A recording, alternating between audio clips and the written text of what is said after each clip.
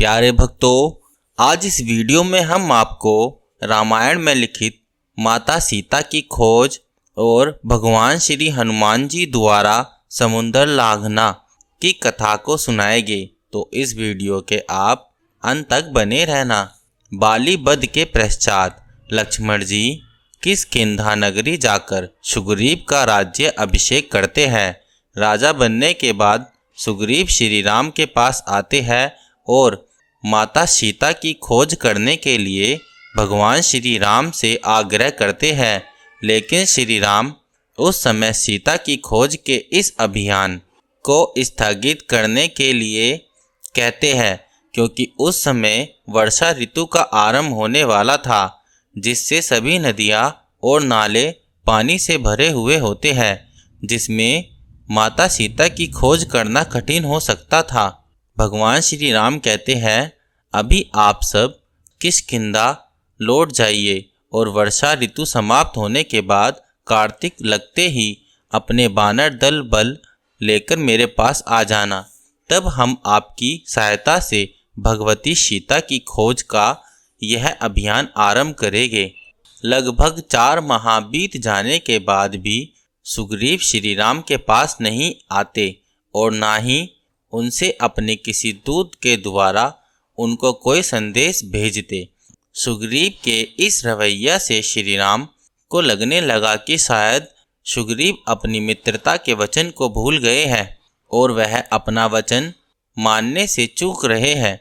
यही सोचकर भगवान श्री राम ने सुग्रीव को चेतावनी देने के लिए लक्ष्मण जी को भेजा कि वह किष्किंधा नगरी जाकर सुग्रीव को अपनी मित्रता के वचन की याद दिलाए और माता सीता की खोज में सहायता करने की जो उन्होंने शपथ ली थी उसे पूरा करें। भगवान श्री राम के इस वचनों से लक्ष्मण जी आग बबूला होकर किष्किंधा नगरी के लिए प्रस्थान करते हैं। उनके किष्किंधा जाते ही सारी वानर सेना इधर उधर डर कर भागने लगती है। नगरवासी अपने अपने घरों में छुप जाते हैं। तब हनुमान तथा सुग्रीव के मित्रगण लक्ष्मण जी को युक्ति से शांत करवाते हैं और सुग्रीव के लिए क्रोध न करने का अनुरोध करते हैं। लक्ष्मण जी द्वारा श्री राम का संदेश पाकर सुग्रीव को अपने भूल पर पछतावा होता है और वह श्री राम की सेवा में अपने वानर दल को एकत्रित करके चले जाते हैं। भगवान श्री राम के पास जाकर सुग्रीव अपने वचन पूर्ति में विलम्ब होने के लिए क्षमा मांगते हैं और कहते हैं कि हम आज से ही अपने वानर दल की सहायता से माता सीता की खोज इस अभियान का श्री गणेश करेंगे।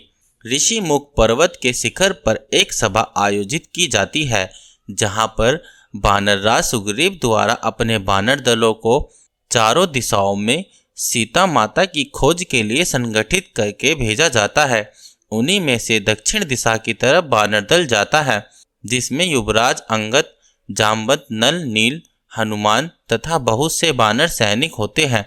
वे दक्षिण दिशा की तरफ भारत देश के अंतिम छोर तक चले जाते हैं, जहां पर आगे प्रशांत महासागर था, लेकिन अथाह समुद्र के अतिरिक्त उन्हें सीता माता की खोज के बारे में तनिक भी संकेत नहीं मिलता है। इसलिए सभी निराश होकर वहीं समुद्र तट पर अपने स्वामी का कार्य पूरा न कर पाने के निराशा में आत्मदाह की इच्छा से वहीं पर बैठ जाते हैं। वानर दल को ऐसा निराश होते देख वहीं पत्थर की गुफा के पास बैठा सनपाती नाम का गिद्ध जोर जोर से हंसने लगता है और कहता है कि आज मुझे खाने के लिए बहुत सारे वानर मिल गए हैं। गिद्ध सनपाती को देखकर हनुमान गिद्ध जटायु के बलिदान और उसकी महिमा का बखान करने लगते हैं, जिसे सुनकर सनपाती गिद्ध को अपने छोटे भाई जटायु का स्मरण हो जाता है। गिद्ध सनपाती उनसे पूछता है कि तुम लोग कौन हो और जटायु को कैसे जानते हो? जटायु तो मेरा छोटा भाई है। तब हनुमान जी सनपाती को बताते हैं कि रावण द्वारा सीता के हरण समय सीता माता को रावण से बचाने के लिए युद्ध करते हुए महात्मा जटायु वीर गति को प्राप्त हो गए। भगवान श्री राम और लक्ष्मण ने एक पिता के भांति उनका संस्कार किया था।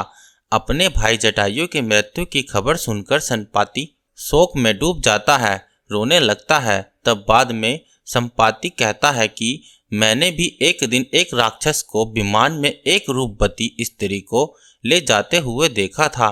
शायद वह रावण ही था। अगर मुझे पता होता कि वह दुष्ट राक्षस मेरे भाई जटायु को मारकर जा रहा है तो मैं उस पापी का वहीं अंत कर देता। गिद्ध संपाति सभी वानर दल को कहते हैं कि वह सीता माता को देख सकता है, क्योंकि वह एक गिद्ध की दृष्टि अपार होती है। उन्होंने बताया कि सीता माता यहाँ समुद्र पार एक द्वीप है, जहाँ पर वह एक पेड़ के नीचे मायूस बैठी हुई है। इस तरह गिद्ध संपाति की वजह से हनुमान तथा अन्य मानव दल को सीता माता का पता चल जाता है कि वह समुद्र के उस पार लंका नामक द्वीप पर है। सीता माता का पता तो लग गया था, लेकिन अब सबके सामने यही प्रश्न था कि 400 कोस का समुद्र पार करके लंका तक कैसे पहुंचा जाए और सीता माता की सुध ली जाए। बहुत देर तक विचार विमर्श करने के बाद जामवंत जी हनुमान को उनकी शक्तियों का स्मरण कराते हैं कि कैसे उन्होंने अपने बाल्यकाल में सूर्य तक को निगल लिया था और वह स्वयं भगवान शिव के रुद्र अवतार है। इसलिए केवल उन्हीं के पास वह शक्ति है जिसके द्वारा हनुमान 100 योजन का समुद्र लांघकर सीता माता की सुध लेकर आ सकते हैं। तब युवराज अंगद, जामवंत, नल और नील तथा समस्त वानर दल हनुमान जी की स्तुति करते हैं और उनको उनकी शक्तियों का स्मरण हो जाता है। जय श्री राम का नारा बोलते हुए भगवान हनुमान जी उड़कर लंका की तरफ चल देते हैं। लंका तक जाने के समुद्र मार्ग में हनुमान जी की भेंट मेनाद पर्वत एक राक्षसी तथा नागमाता से होती है, जिनसे हनुमान जी अपने शक्ति तथा बल के बल पर निजात पा लेते हैं और 100 योजन का समुद्र लांघकर लंकापुरी तक सफलतापूर्वक पहुंच जाते हैं।